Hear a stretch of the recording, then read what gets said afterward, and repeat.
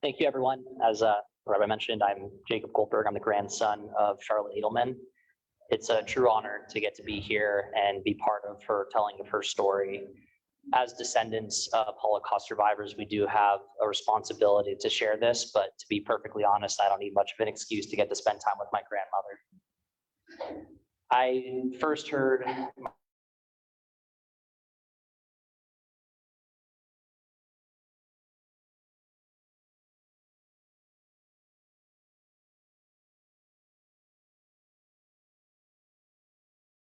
in the human spirit.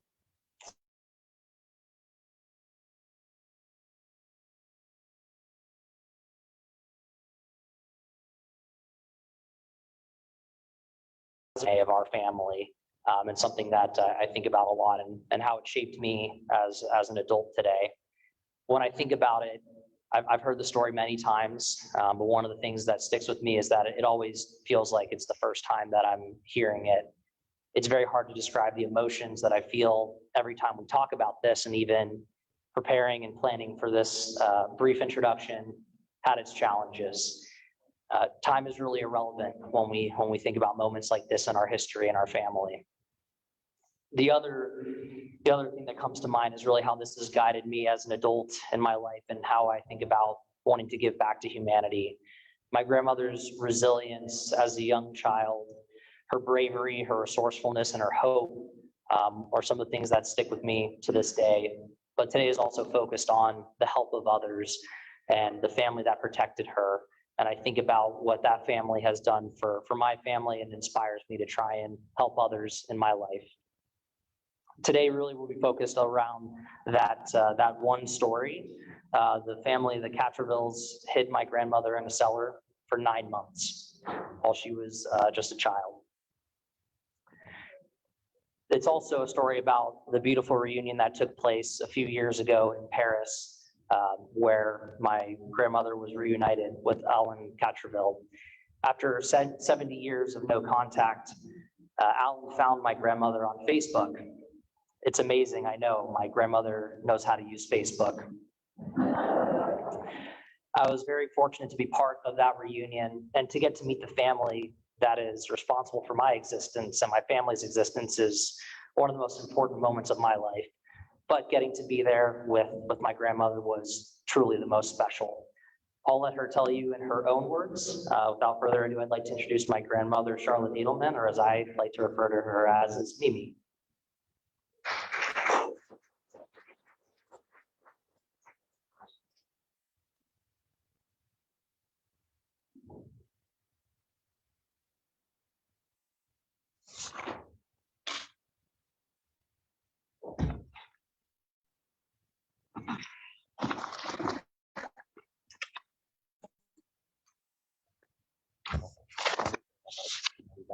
Okay. Thank you very much. Nice to meet you all. Can you hear me?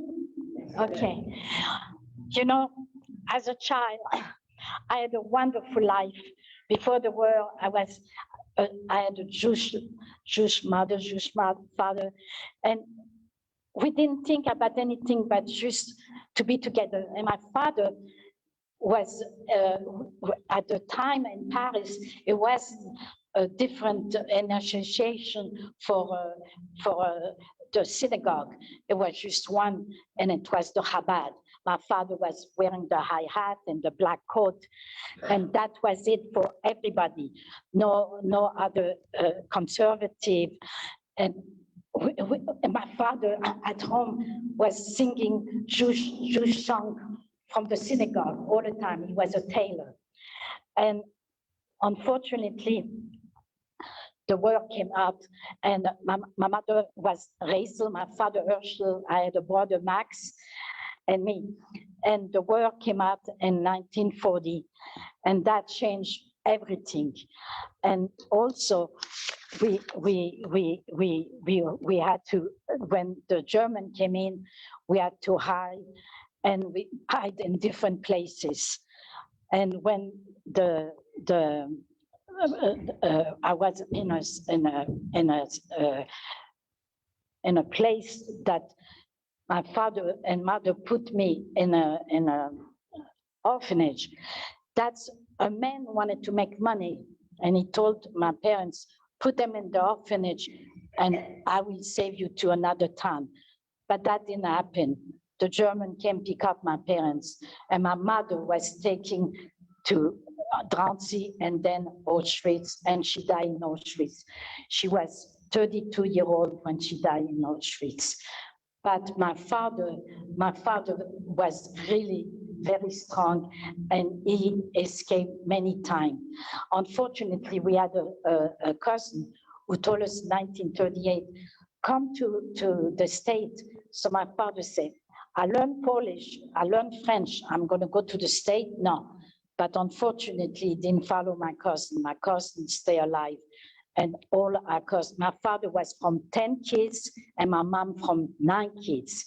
And I had only one cousin from the side of my father and one cousin from the side of my mother.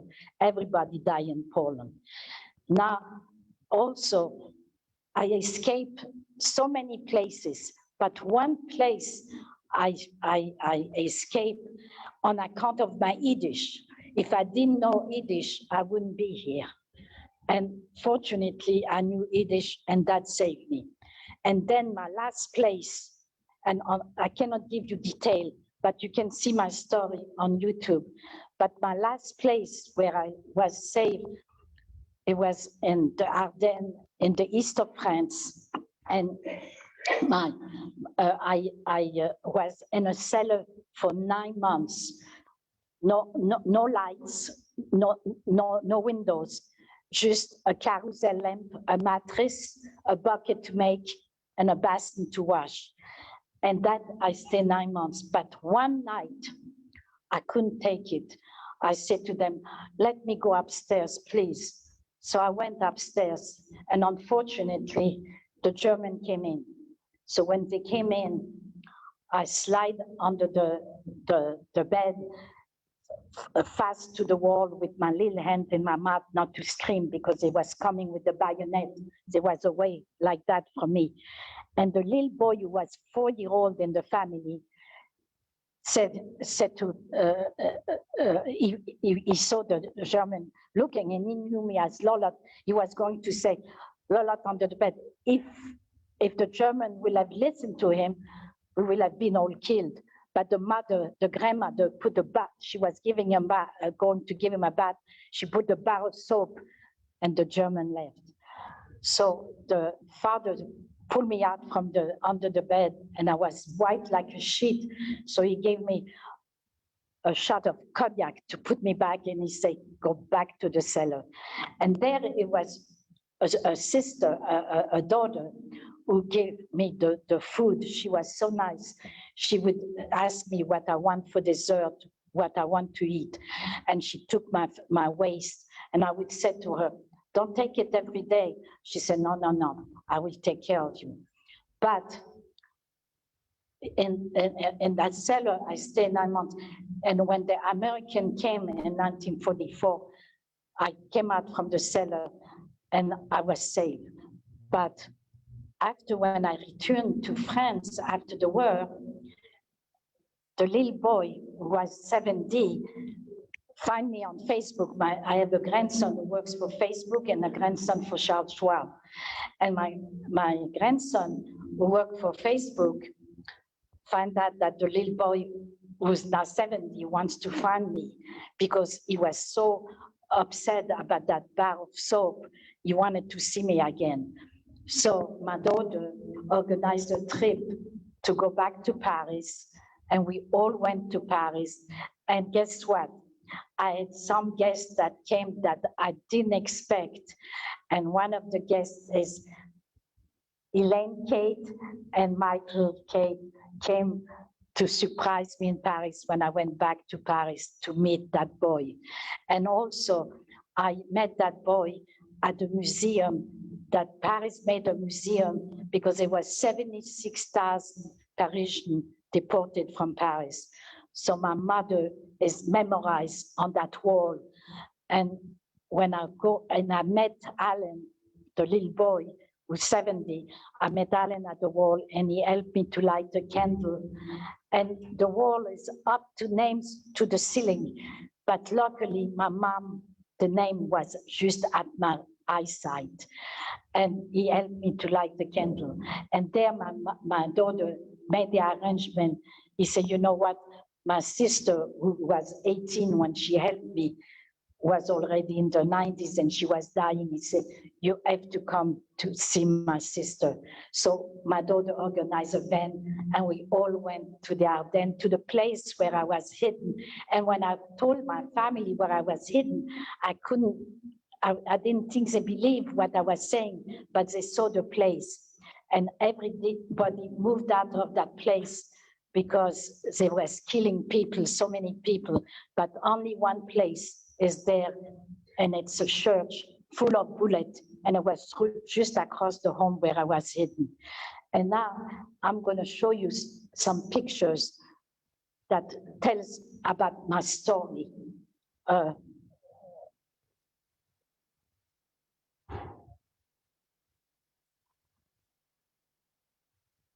This is me before the war. I was 6-year-old going to first grade.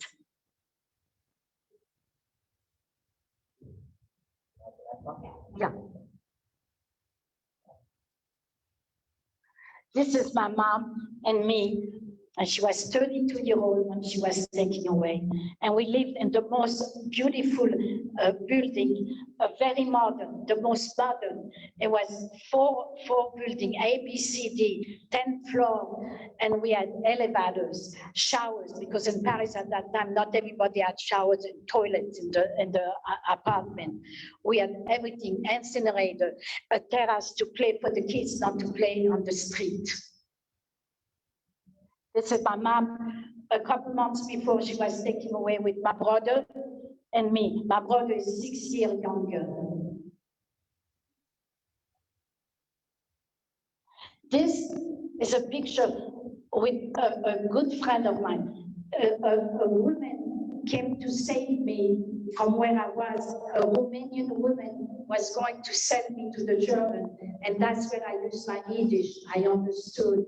So I went to the janitor, and she sent a note to Madame Elazar to pick me up. And while she took that picture, I was dirty. She wouldn't let me wash because she said she sent me to a castle. So I was full with lice, black arms.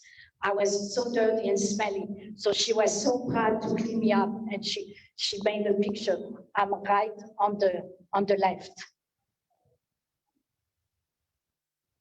This is my father when he was a soldier.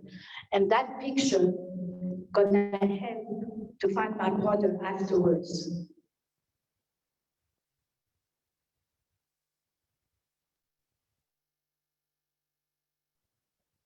And this, my father is here, the second on the right. He was trying to hide and hide. So somebody told him, don't hide, go in the underground and kill the German yourself. So he went to fight in the underground. And this is a place where you lost a mother, you lost a father, or you lost both. And I'm in the middle in the circle. It's to rehabilitate, to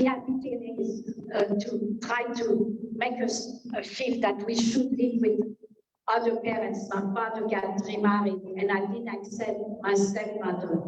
So they was trying to let us out with some people to make us feel that we have to learn to live with new people. And this, my brother on the circle become a dentist, but we find my brother 2 years after the war through the Red Cross, and he was with the family as a beggar. And when we took him home to eat at the table, he slid under the table and he said, throw me whatever you want, otherwise they're gonna come and slap me. And my father sent him to good school, and he became a dentist. And unfortunately, he married a wife, and the wife is not Jewish, and she doesn't believe in the Holocaust. She said, we invented it. And this is me with the kids from Madame Lazare who saved me and cleaned me up. She had 2 kids after the war, and I'm in touch with them all the time. And this is a family, a mother and father with 5 kids. And after the war, I didn't want to live in France, so I went to Canada, and I lived with them. And they kept me.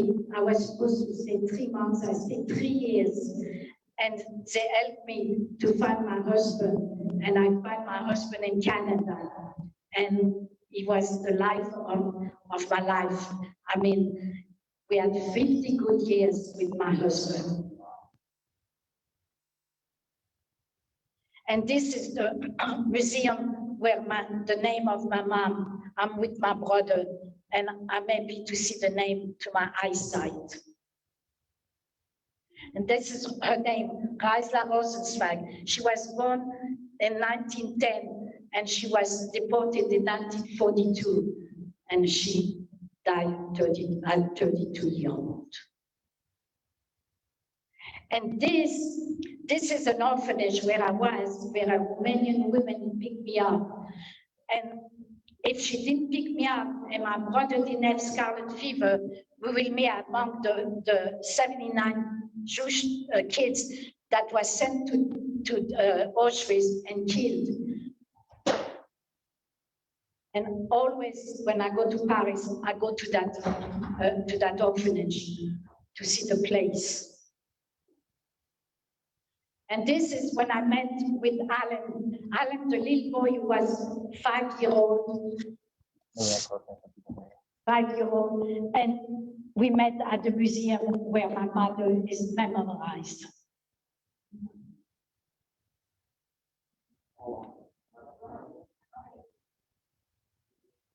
And this is me with Alan.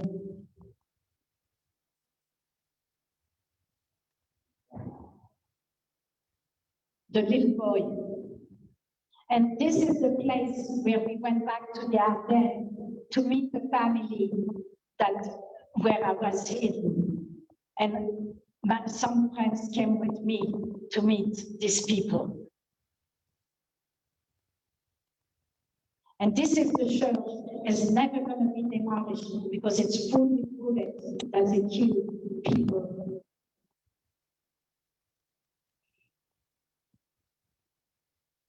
And this is Jeanette, who was 18, who took care of myself in the cellar, and I went to see her. And a good thing, I went to see her a year after she died.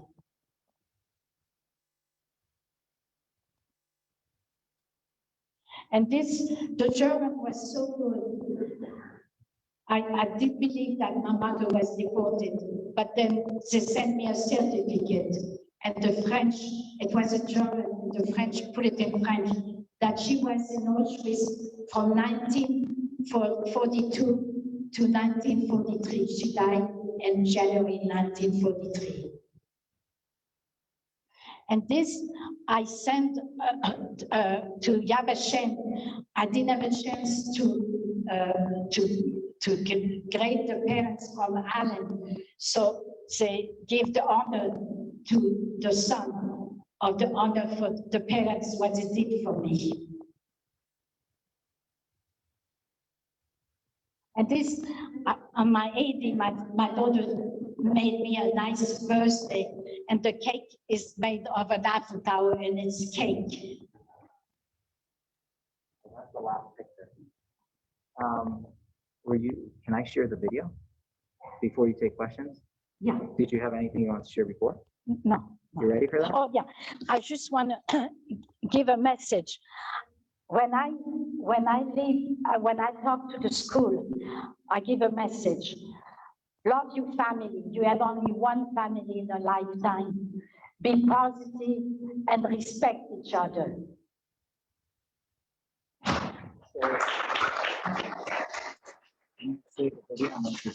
I'll share the video. I'm going to share, there's a video clip of actually of Charlotte's reunion with the family that saved her. So I'm going to put that on the screen for those of you who didn't watch it. And then we'll have time for some questions for Charlotte. So bear with me on the text.